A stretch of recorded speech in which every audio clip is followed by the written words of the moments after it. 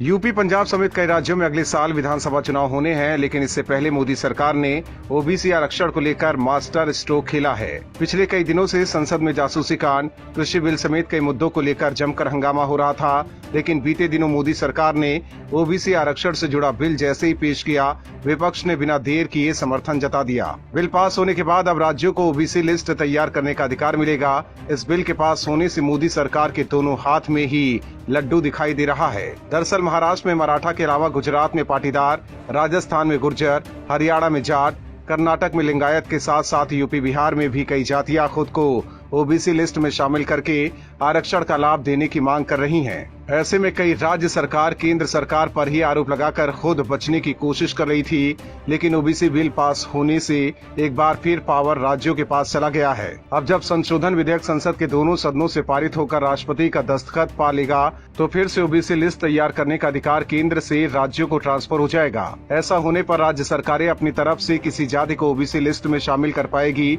और किसी अन्य को हटा भी पाएगी। दूसरी तरफ यहाँ सवाल यह है कि क्या आरक्षण का दायरा 27% से अधिक राज्य सरकार कर पाएगी? इसका जवाब है नहीं। संविधान संशोधन से किसी राज्य को ओबीसी लिस्ट में जातियों के नाम जोड़ने घटाने का अधिकार मिलेगा।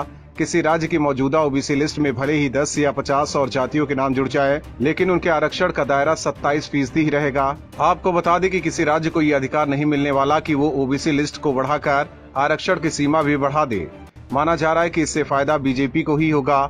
बीजेपी केंद्र के अलावा भी यूपी, बिहार, मध्य प्रदेश, हरियाणा, उत्तराखंड, हिमाचल प्रदेश, कर्नाटक, असम, त्रिपुरा समेत कई दूसरे राज्यों की सत्ता में है। ये सरकारें नया कानून आते ही इन राज्यों की ओबीसी लिस्ट में उन जातियों को शामिल कर पाएगी जो उन्हें चुनावी फायदा पहुंचा सकती हैं। अच्छा सुनो, चैनल को सब्सक्राइब करो, उसके बाद घंटी बजा देना ताकि अगली वीडियो आपसे मिस न हो पाए।